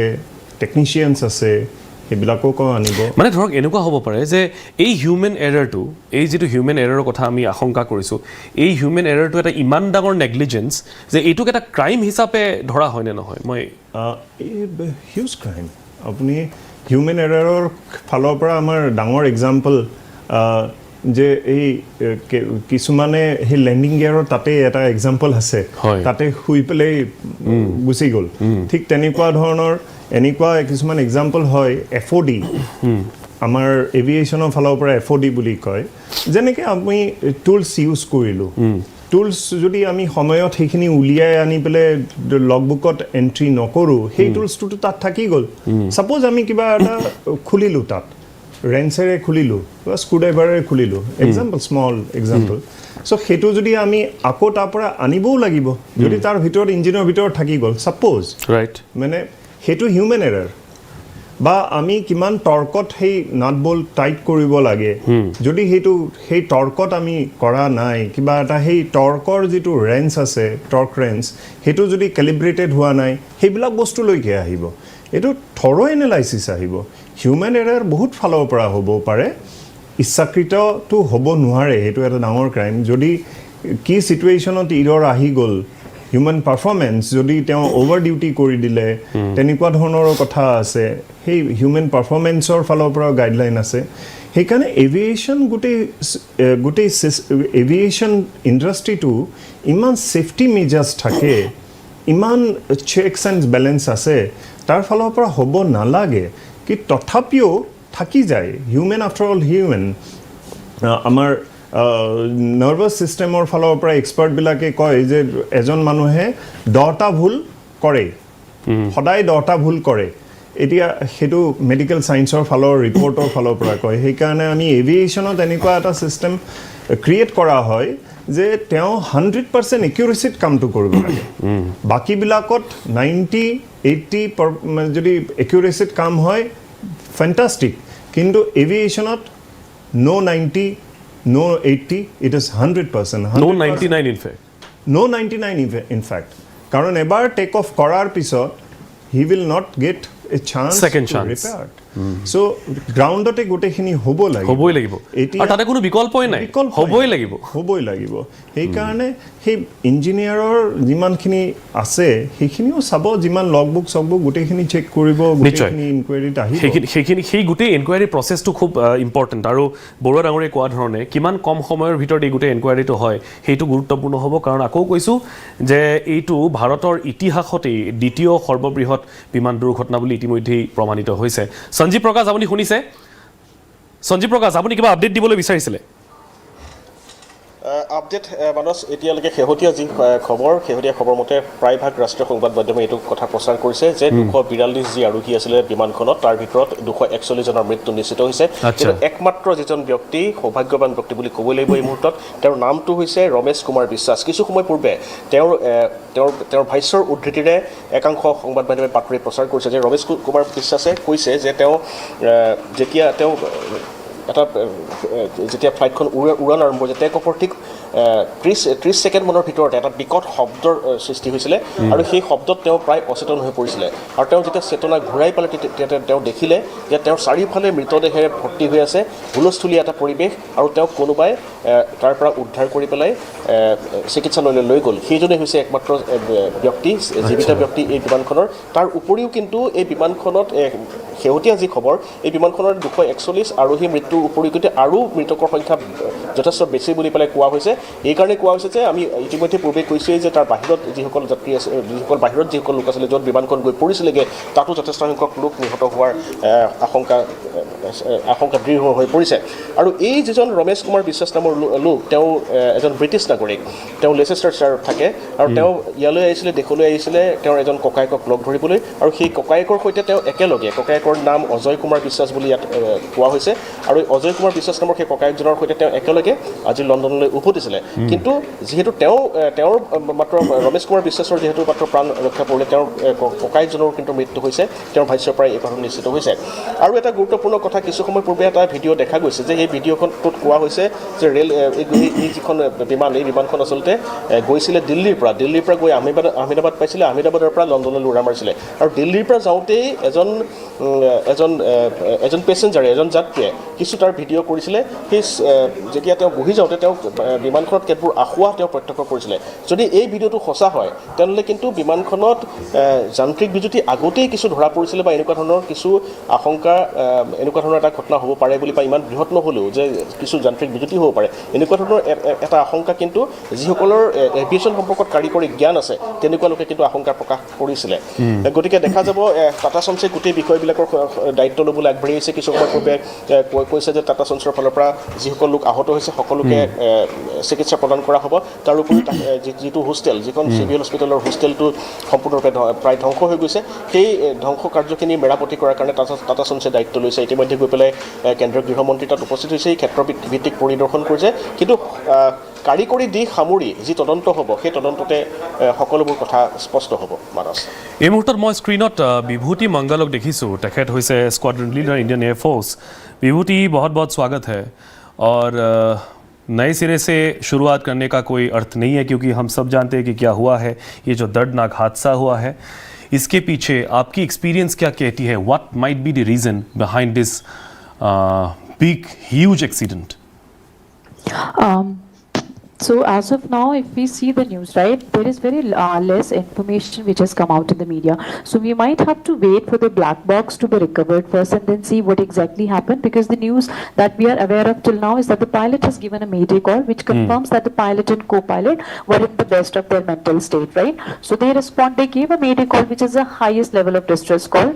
Probably in the events wherein, there is an imminent threat to the life. So in this case, that's an assumption I'm making. They know that both the engines are failed, and if you see the video that is going viral on social media, you can see the nose pitching up, right? That means they were trying to kind of lift the aircraft and take it away from the residential area but it didn't work out. And if you see, the undercarriage was also down, so they have taken all these precautions that they could take all the action items which they were possible on their end. But we will have to wait and see, was it because the aircraft was fully loaded with fuel because it has to go to an international flight? Right. So it could be a reason. And if engine fails at that time, even one engine, then it really becomes difficult for the other engine to take that load. It could be a combined case of engine failure along with a case of bird hit. And at this height, you don't have any option of reigniting the engines. That's just not possible at all with 630 feet something. So that could also be one case, and there could be some issue with the fuel lines also. But we will have to see and hear the black box recordings and the cockpit voice recording CVR, so that we can understand exactly what happened and what the crew was talking with each other. Because ATC responded, but there was no response from the pilot end. So we can assume that they were very busy taking all the action items, taking all the precautionary emergency checklist. Right. So they didn't have really time to respond back. So let's just see what the black box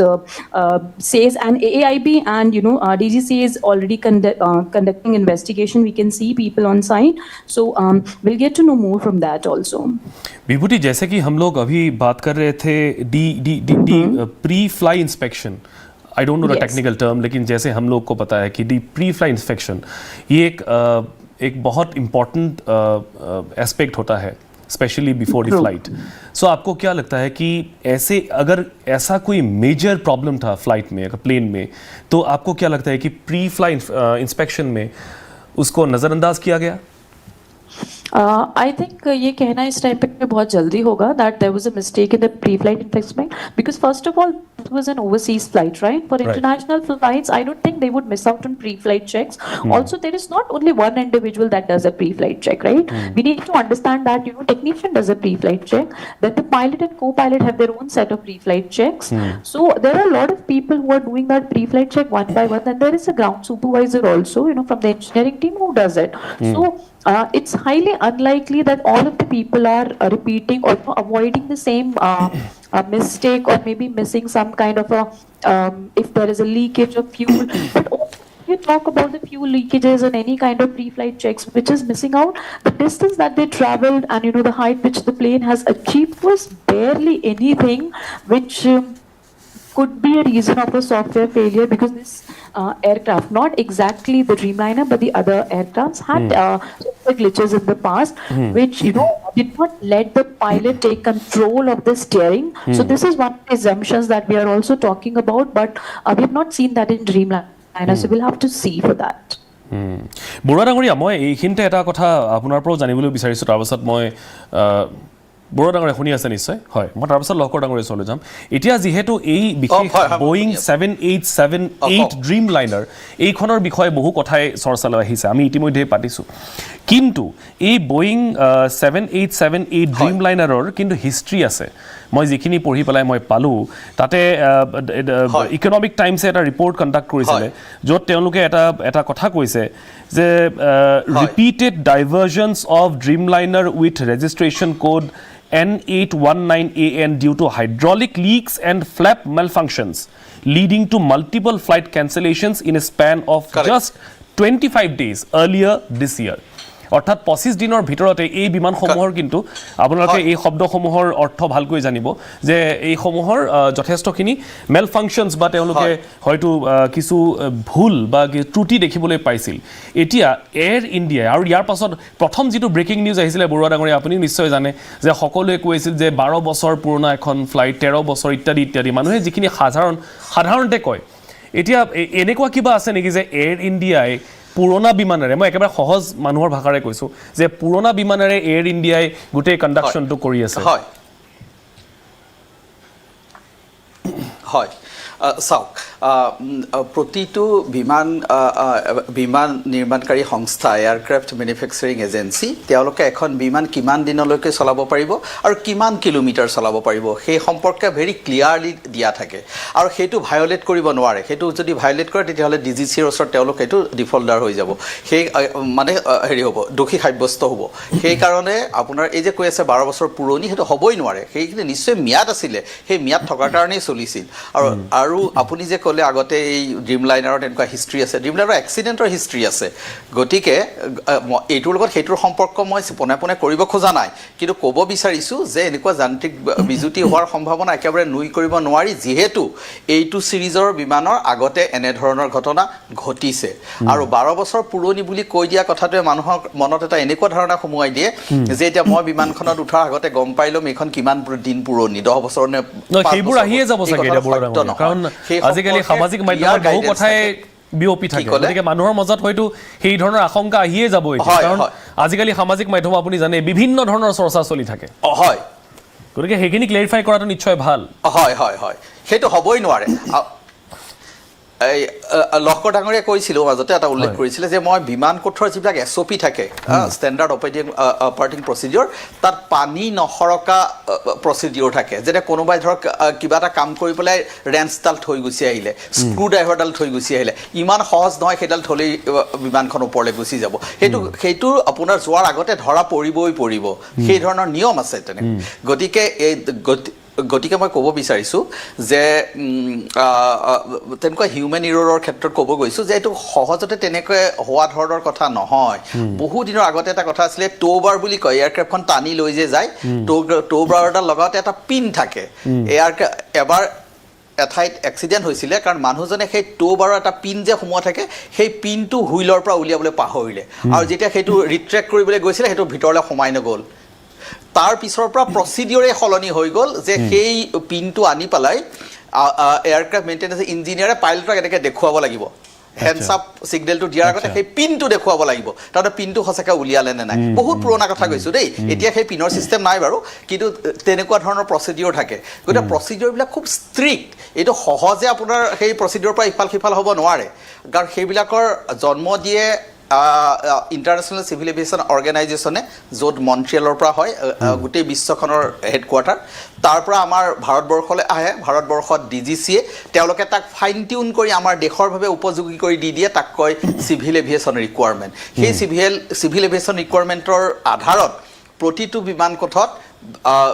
কোঠ আৰু এয়াৰলাইনে নিজৰ SOP বনায়, standard operating প্ৰচিডিঅ'ৰ, আৰু সেই standard operating প্ৰচিডিঅ'বিলাকৰো আপোনাৰ সময়ে সময়ে পৰ্যবেক্ষণ কৰা হয়, সময়ে সময়ে অডিট কৰা হয়। গতিকে ইমান সহজে ভুল হ'ব নোৱাৰে, আৰু ভুল হ'লেও ধৰক আৰু যদি কিছু কনভাৰ্চেশ্যন হ'লহেঁতেন পাইলটৰ লগত, তেতিয়াহ'লে আমি গম পালোহেঁতেন যে পাইলটে কিবা অসুবিধা পাইছে, এয়াৰ ট্ৰেফিক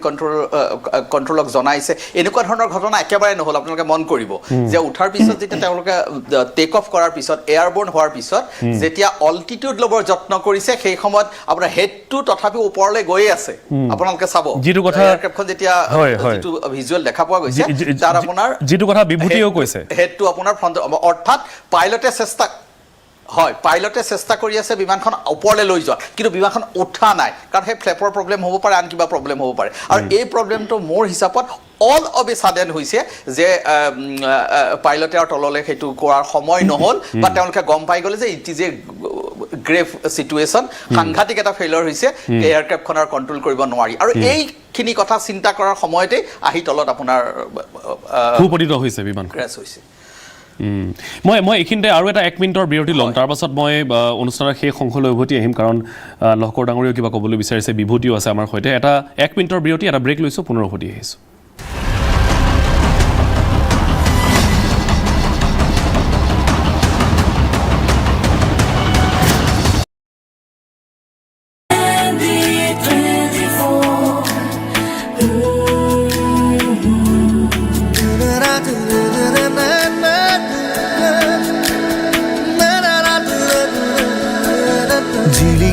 দাপোন সমাজৰে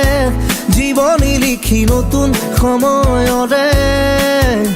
সঁচাৰো নিৰ্ভীকতাৰ প্ৰতিস্ফলন, হালধীয়া অযুত্তৰ পেৰে চকু চানি ধৰা কৰাল মুচিবলে, সৰল নিৰপেক্ষ বিশ্লেষণ, জাগি জাগি জগতক জগাবলে সজাগতা আৰু সচেতনতাৰে, দৃষ্টিপাতৰ আৱাহনী টান শুনো আৰু কৰ দিশে, সত্য সুন্দৰৰ প্ৰতিশ্ৰুতি এই আৰাধনা সুস্থ সংবাদৰ ফলশ্ৰুতি হ'ব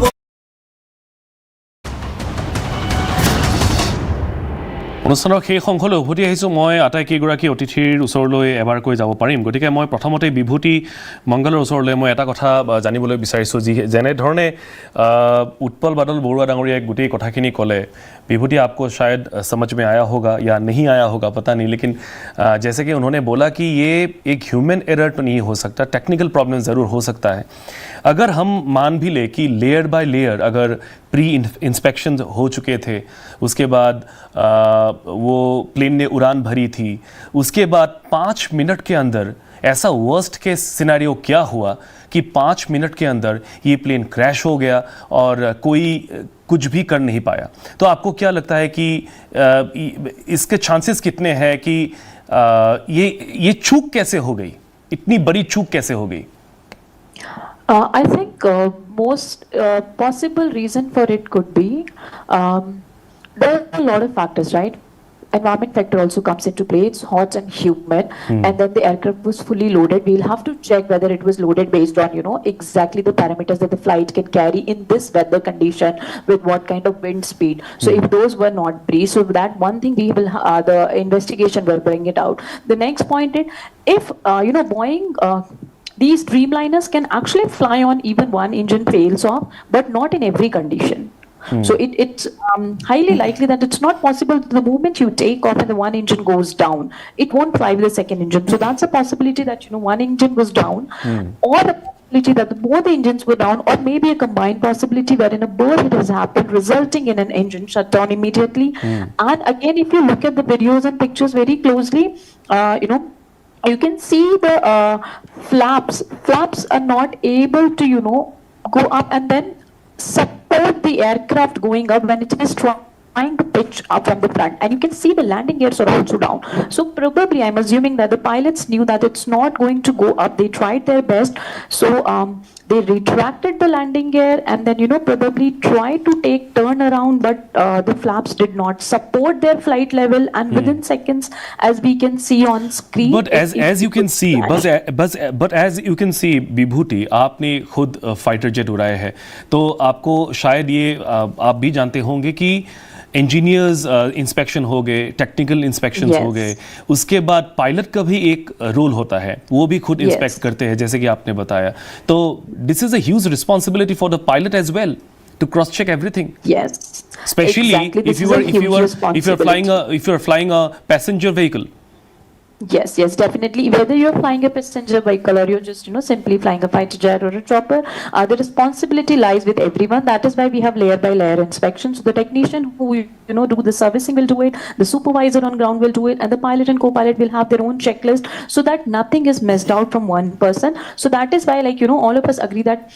we believe that most probably it's not a human error, but mostly a technical error wherein the humans tried their best. The pilot took the best decisions. They have given the Mayday calls, tried to do everything possible in that situation. A technical error that the technicians might have skipped. It may happen, but we will have to wait whether it was a skip from the technician side or maybe, it could be a manufacturing defect also. It's not always the technician's responsibility. It could be something wrong with the flap. When technician checked, it was working fine, but because the aircraft was so fully loaded, it can result in, aircraft not taking the load because of the weather conditions also. This weather plays a lot of role when aircraft is heavily loaded. Right. মই এইখিনিতে হয়তো আৰু এটা 30 সেকেন্ডৰ বিৰতি ল'ব লাগিব আৰু brake আহিছে গতিকে ব্ৰেক এটা ল'ব লাগিব ব্ৰেকলৈ যোৱাৰ পূৰ্বে এটা বিশেষ ভিডিঅ' দেখুৱাবলৈ বিচাৰিছোঁ যিটো ভিডিঅ'ত দুগৰাকী ব্ৰিটিছ বন্ধু তেওঁলোকে ভাৰতলৈ আহিছিল আৰু ভাৰতলৈ আহি তেওঁলোকে ঘূৰি গৈছিলে ব্ৰিটেনলৈ ঘূৰি গৈছিল লণ্ডনলৈ ঘূৰি গৈছিলে আৰু তেওঁলোকে ঠিক উৰাৰ পূৰ্বে তেওঁলোকে এটা ভিডিঅ' বনাইছিল য'ত তেওঁলোকে কৈছিলে যে good bye India we had a great time ইত্যাদি এবাৰ সেই ভিডিঅ'টো এবাৰ চাই লওক এয়া হৈছে দুইগৰাকী ব্ৰিটিছ বন্ধু যি ভাৰত ভ্ৰমণলৈ আহিছিল আৰু তাৰ পাছত তেওঁলোক উৰা মাৰিছিল এবাৰ ভিডিঅ'টো তাৰ পাছত brake Going back happily calm. We are in the airport just boarding. Goodbye, India. Goodbye. 10-hour flight back to England. going back happily, happily, happily calm. We are in the airport, just boarding.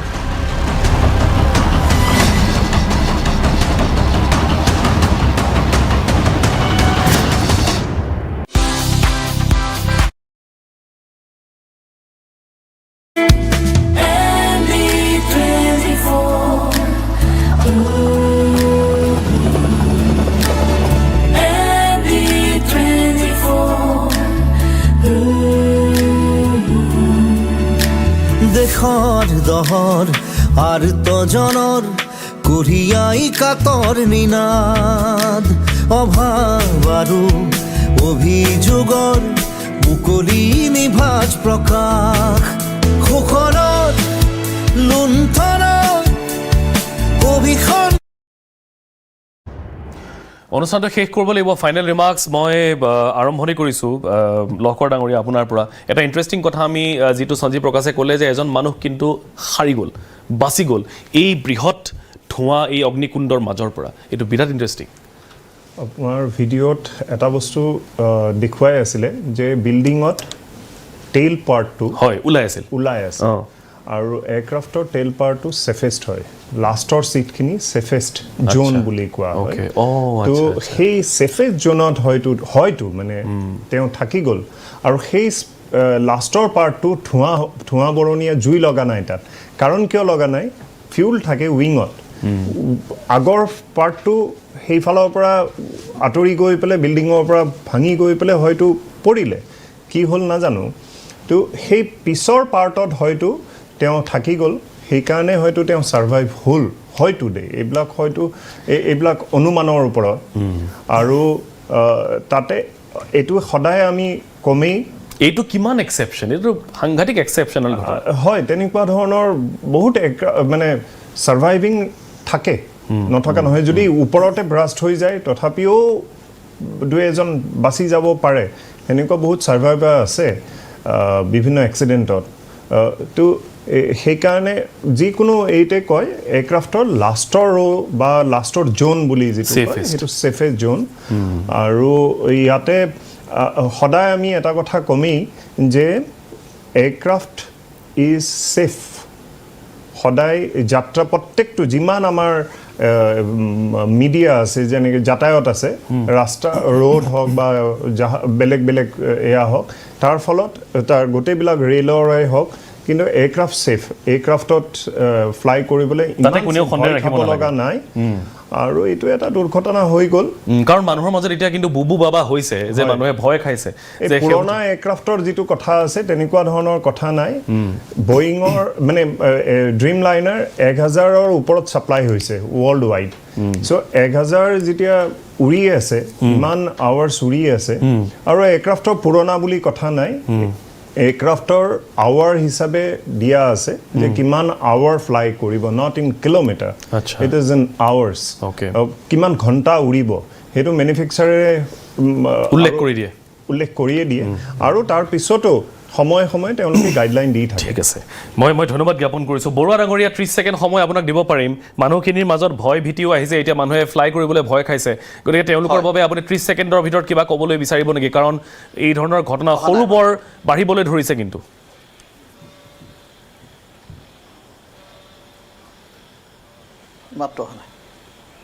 Barua ডাঙৰীয়া শুনিছে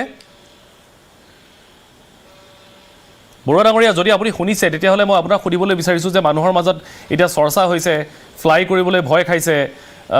মানুহে গতিকে আপুনি কিবা ক'ব নেকি তেওঁলোকলৈ কাৰণ ঘটনা বাঢ়িছে নাই শুনা ঠিক আছে মই ধন্যবাদ জ্ঞাপন কৰিছোঁ মই অনুষ্ঠানটো শেষ কৰিব লাগিব বিভূতি 30 सेकंड्स फॉर यू आपको क्या लगता है कि जैसे कि हम लोग जानते हैं कि अभी लोगों के बीच थोड़ा डर का माहौल है सब लोग ये बोल रहे हैं कि अभी फ्लाई करना थोड़ा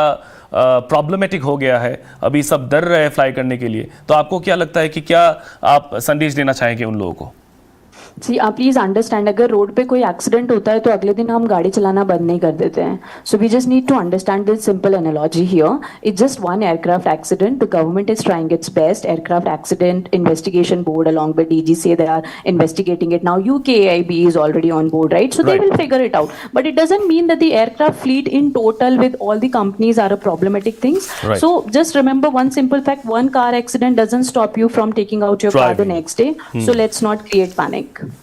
मैं धन्यवाद ज्ञापन কৰিছোঁ বিভূতি बहुत बहुत शुक्रिया हमसे जुड़ने के लिए লগতে मैं धन्यवाद ज्ञापन কৰিছোঁ লহকৰ ডাঙৰীয়া অলপ সময় আমাক দিয়াৰ বাবে বৰুৱা ডাঙৰীয়াক ধন্যবাদ জ্ঞাপন কৰিছোঁ সঞ্জীৱ প্ৰকাশক ধন্যবাদ জ্ঞাপন কৰিছোঁ এতিয়া কথাটো এইটোৱে যে এইটোৱে বৰ এটা সকল কোনেও হয়তো গ্ৰহণ কৰিব নোৱাৰা এটা ঘটনা একেলগে 200তকৈ অধিক মানুহৰ মৃত্যু মই আকৌ কৈছোঁ যে মানুহ 200তকৈ বেছি মৃত্যু হৈছে 241 জনৰ মৃত্যু হোৱা বুলি আশংকা কৰা হৈছে এক প্ৰকাৰৰ কনফাৰ্ম 241 জন মানুহৰ যদি মৃত্যু হৈছে 241টা পৰিয়ালৰ ক্ষতি হৈছে সেইটো বৰ ডাঙৰ কথা গতিকে ইয়াৰ তদন্ত নিশ্চয় হ'ব লাগে আৰু যিখিনি কৰবাত লুপ হোলছ থাকি গ'ল বিসংগতি থাকি গ'ল সেইখিনিৰ ওপৰত চৰকাৰে বা এভিয়েশ্যন মিনিষ্ট্ৰীয়ে গুৰুত্ব দিব লাগে সামগ্ৰিকভাৱে মানুহে এখন ঠাইৰ পৰা আন এখন ঠাইলৈ যাত্ৰা কৰোঁতে ৰেল হওক গাড়ী হওক বিমান হওক সকলোৱে যাতে সুৰক্ষিতভাৱে যাব পাৰে কাৰণ এখন বিমান এখন গাড়ী এখন ট্ৰেইনৰ ভিতৰত হাজাৰ কাহিনী থাকে যি কাহিনী এঘণ্টাত বা 5 মিনিটৰ ভিতৰত শেষ হৈ যোৱাটো কোনেও নিবিচাৰে সকলোৰে আত্মাৰ সদগতি কামনা কৰি আজিৰ অনুষ্ঠানৰ পৰা বিদায় লৈছোঁ নমস্কাৰ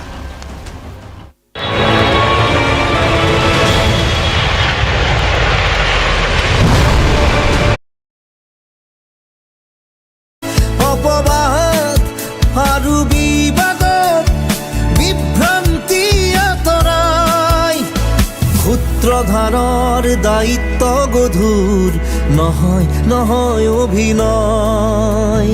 সত্য সুন্দৰৰ প্ৰতিশ্ৰুতিয়েই আৰাধনা সুস্থ সংবাদৰ ফলশ্ৰুতি হ'ব সভ্যতা